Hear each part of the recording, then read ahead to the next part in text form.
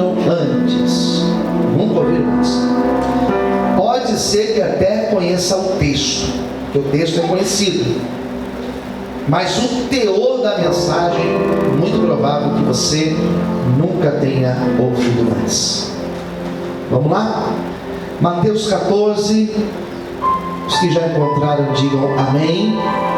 Vamos ler, versículo 1 diz assim: naquele tempo, ouviu Herodes, o tetrarca, a fama de Jesus, e disse aos seus criados: este é João Batista, ressuscitou dos mortos, e por isso essas maravilhas operam nele. Porque Herodes tinha prendido João e tinham manietado e encerrado no cárcere por causa de Herodias, mulher de seu irmão Filipe. Porque João lhe dissera: não te é lícito possuí-la. E querendo matá-lo, temia o povo, porque o tinham como profeta. Festejando-se, porém, o dia natalício de Herodes, aniversário de Herodes, dançou a filha de Herodias diante dele, e agradou Herodes, pelo que prometeu com juramento dar-lhe tudo o que lhe pedisse. E ela, instruída previamente por sua mãe, disse: dá-me aqui num prato a cabeça de João Batista. E o rei afligiu-se, mas por causa do juramento e dos que estavam à mesa com ele, ordenou que se lhe desse, e mandou degolar João no cárcere. E a sua cabeça foi trazida num prato e dada à jovem, e ela levou a sua mãe. Chegaram os seus discípulos, levaram o corpo, sepultaram e foram anunciá-lo a Jesus. Amém. Vamos orar. Senhor, fala conosco nesta noite. Esse é o momento de nós ouvirmos tua voz. Eu creio que o Senhor trouxe os teus filhos aqui. O Senhor está nos dando essa oportunidade de ouvir esta palavra, porque o Senhor tem sim, Pai, algo muito especial para falar com cada um. Nos abençoe, graças te damos em nome de Jesus. Amém. Vamos aplaudir Jesus. Amém. Graças a Deus. Louvado seja o nome do Senhor. Nós não temos ouvido pregações assim, como essa que eu vou pregar hoje. Grande verdade é isso. Grande verdade é que nós, e eu também me incluo, eu, os pastores da nossa igreja, os obreiros, em outros lugares, pouco nós ouvimos o teor da mensagem que nós acabamos de ler. Não é uma pregação triunfalista, não é uma pregação empolgante, não. O texto, ele é até estranho. Se você não está compreendendo, se você não tem a noção do texto, eu preciso te contextualizar, pelo menos quem foi João Batista. João Batista, ele é chamado na Bíblia de profeta. E ele é profeta numa época escassa. Israel sempre teve, em toda a sua época, desde o surgimento da monarquia em Saul, na verdade desde o momento de Juízes, em todo o tempo Israel sempre teve três personagens, três categorias de pessoas, que elas tinham uma unção de Deus especial sobre a vida delas. Elas eram ungidas por Deus. Quem eram os ungidos de Deus nesta época? Os reis eram ungidos. Lembra de Saul foi ungido, Davi foi ungido, outros também foram ungidos. Então os reis, eles eram ungidos. Eles eram homens que recebiam uma unção para serem o pastor da nação. A segunda categoria era a categoria dos sacerdotes, aqueles que prestavam o serviço do culto, do ritual que todo Israel deveria seguir. E em terceiro lugar, os profetas. Então os profetas, eles eram homens ungidos por Deus, e eles falavam em nome de Deus. Eles ouviam os oráculos, as palavras de Deus, e eles transmitiam para o povo, para as pessoas, e para os reis também, para toda a nação. Então, diz a Bíblia que em todo o Antigo Testamento nós encontraremos esses três personagens que eu citei para vocês, sendo usados por Deus, sendo levantados por Deus para influenciar a nação de Israel. Porém, queridos, quando nós chegamos no livro de Malaquias, quando nós encerramos o Antigo Testamento, do último texto do Antigo Testamento para o primeiro texto do Novo Testamento, nós temos um intervalo aproximado de uns 400 anos. E foram 400 anos que na nação de Israel nenhum profeta foi usado por Deus. Eu não estou dizendo 4 anos, eu não estou dizendo 50 anos, eu estou dizendo 400 anos. Então eles não sabiam mais o que era um profeta no meio deles. E foi aí, queridos, que aparece João Batista. Para quem não sabe, Lucas capítulo 1 vai dizer que João Batista, ele era filho de um casal chamado Zacarias e Isabel. Essa Isabel era prima legítima de Maria, mãe de Jesus, e ela era uma mulher estéril, de idade avançada. Zacarias já era também de idade avançada, e eles não tinham filhos. Quando de repente ela começa a sentir as mudanças no seu corpo, e ela mesmo idosa, diz a Bíblia que ela é engravida 6 meses antes de Maria receber Jesus no seu ventre. Ou seja, João Batista, ele era primo legítimo de Jesus, com a diferença de nascimento de 6 meses apenas. Lucas capítulo 1 vai dizer que aquela mulher idosa, estéril, ela começa a gerar um filho. Diz a Bíblia que Maria, mulher virgem, começa a gerar um filho pelo Espírito Santo. E o que eu acho bonito do texto de Lucas capítulo 1, versículo 37, porque alguém pode ler essa história e dizer, mas isso não tem como acontecer. E é verdade, cientificamente não tem como acontecer uma mulher nessas condições gerar filhos, alguém como Maria virgem gerar filhos. Mas Lucas 1,37 diz uma verdade: mas para Deus não existe impossível. Aleluia! É esse Deus que nós servimos, é esse Jesus que eu estou pregando aqui nesse lugar, é esse Jesus que nós louvamos aqui nessa noite, é esse Jesus que está em nosso meio e está na casa daquela pessoa que está assistindo esse culto. A causa pode ser impossível, ela pode ser impossível para mim, para você, para a ciência, mas para o nosso Deus não existe causa impossível. Você pode dar uma glória a Deus e aplaudir ao Senhor nessa noite. Aleluia! João Batista nasce e ele segue caminhos diferentes de Jesus. Jesus, ele era pop, Jesus, ele era popular, Jesus andava no meio do povo, Jesus andava nas festas, Jesus ia em casamento, Jesus estava bebendo vinho com os outros, Jesus estava lá no meio de ladrões. Sério, pastor, sério. Jesus esteve com prostitutas, Jesus andava no meio das multidões, Jesus ia no templo, Jesus frequentava sinagogas. João Batista não. João Batista era um homem que ele vivia na região que hoje nós conhecemos como Qumran, próximo ao Rio Jordão.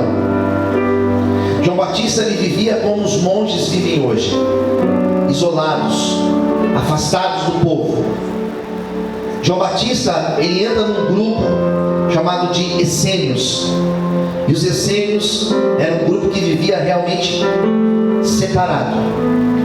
João Batista pregava o batismo diferente do batismo nosso, que era o batismo chamado arrependimento. João Batista era um homem que até na sua forma de vestir era diferente, não usava roupas finas, usava roupa de pele de bicho, pele de animal.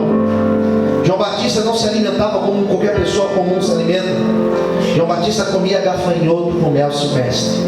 Não pode nem dizer que ele era vegano, ele era fala quem come gafanhoto?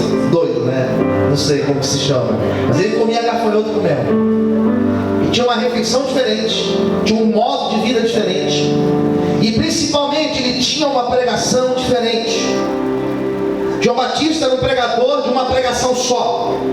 Como eu disse hoje cedo, tem o samba de uma nota só e tinha um pregador de uma pregação só. Ele só pregava uma coisa: arrependei-vos, é chegado o reino de Deus. Arrependei-vos, é chegado o reino de Deus. E ele não alisava, não tinha problema de olhar para as pessoas e chamar as pessoas por raça de víboras. João Batista chamava as pessoas, quando elas vinham para ouvir sua pregação, ele dizia: raça de víboras, arrependei-vos. Então penso eu que o público de João Batista não era um público grande. Ele não era um pregador de uma igreja lotada. Ele não era pregador de uma multidão igual Jesus. Porque João Batista pregava palavras duras. Ele não tinha uma pregação mais ou menos. Era só isso: raça de víboras, arrependei-vos. Deixa essa prática. Se vocês estão roubando, pare de roubar. Se vocês estão se prostituindo, deixe de se prostituir. Se vocês estão fazendo erro, saia do erro. Se convertam, se arrependam. Era só isso que ele pregava. Então não tinha público. Era um profeta diferente de Elias, porque Elias fez milagres. João Batista não fazia milagres. Não tem relato de João Batista orando por cego, orando por coxo, orando por morto. Era só pregação dura. Mas ele era um homem cheio de Deus, amém, queridos? Ele era um homem que inspirava. Diz lá no livro do profeta Isaías que ele foi aquele que prepararia o caminho do Messias. E de fato, João Batista abriu o caminho para que o Messias viesse. Diz a Bíblia que João Batista estava ali no Jordão, e certo dia ele pregava: eu vou batizar vocês pelas águas, mas vai vir alguém aqui maior do que eu. Esse vai batizar com o Espírito Santo e com fogo, e eu não sou digno nem de tirar as sandálias dos seus pés. E foi aí que Jesus veio no Jordão para ser batizado.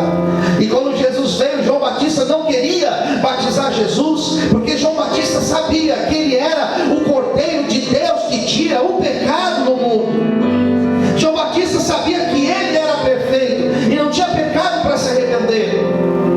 Mas ainda assim Jesus disse: eu vim aqui para cumprir a palavra, eu vou me batizar. Então João Batista aceita batizar Jesus. E foi aí que ele viu a manifestação da Trindade. Mateus capítulo de número 3, quando ele foi colocado nas águas, diz a Bíblia que ali estava o Filho sendo batizado. Diz a Bíblia que o céu foi aberto, a voz de Deus bradou dizendo: este é o meu Filho amado, em quem me comprazo, em quem eu tenho prazer. Diz a Bíblia que o Espírito Santo em forma corpórea de pomba desce sobre Jesus. Em outras palavras, ali estava o Pai, o Filho e o Espírito Santo. João Batista viu a presença da Trindade naquele lugar. Foi esse homem cheio de Deus que viveu o que eu acabei de ler aqui em Mateus capítulo 14. João Batista levou uma palavra de Deus para Herodes. Agora eu entrei no texto. Herodes o tetrarca era alguém que tomava conta de 4 províncias de Roma, entre elas Israel. Era um homem poderoso. Pense em alguém poderoso. Se fosse nos dias atuais, ele seria uma espécie de um senador, alguém de muito respeito em Roma. Em Israel ele era o top, o bambambam de Israel. E João Batista levou uma palavra para ele. E diferente dos pastores da atualidade, diferente dos pseudos profetas da atualidade, João Batista não tinha uma palavra de bajulação. João Batista não tinha uma palavra de interesseiro. Ele tinha uma palavra de Deus para aquele homem. E João Batista falou: Herodes, você está no pecado, e o que você está fazendo não agrada a Deus. Herodes tinha um irmão chamado Filipe, e esse tal de Filipe tinha uma esposa chamada Herodias. E diz a Bíblia que Herodes tinha um caso extraconjugal com essa mulher. E João Batista recebe essa revelação da parte do Espírito Santo de Deus. E ele diz para ele: o que você está fazendo é pecado. Deus manda você se arrepender. E você sabe, queridos, que nem todos gostam de ouvir uma palavra de repreensão. Nem todos gostam de ouvir uma palavra dura. Nem todos gostam de ser corrigidos. Nós estamos vivendo uma época na igreja que tem sido cada vez mais difícil pastorear a igreja. Como eu falei hoje, tem sido muito difícil você ter 10 pessoas dentro da igreja. Difícil, porque as pessoas, elas não querem ser corrigidas. As pessoas não querem ouvir pregações de confronto.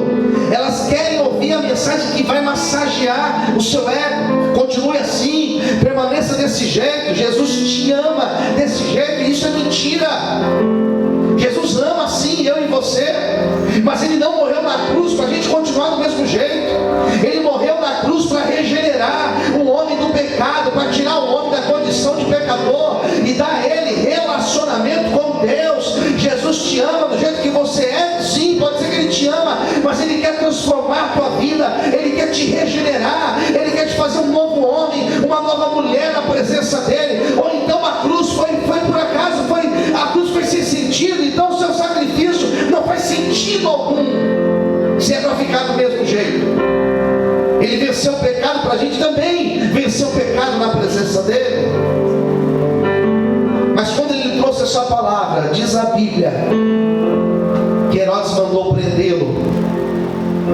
E aqui começa, queridos, e aqui começa, porque Herodes era um homem de Deus. Herodes era, ou melhor, João Batista era um homem de Deus. João Batista estava na direção de Deus. João Batista estava com a mensagem de Deus. E ainda assim, ele foi perseguido, foi preso e foi morto, porque ele fez o certo.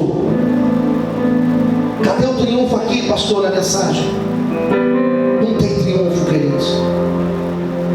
Cadê o milagre aqui, pastor? Ei, não tem milagre nenhum aqui. Cadê a vitória aqui? Não tem.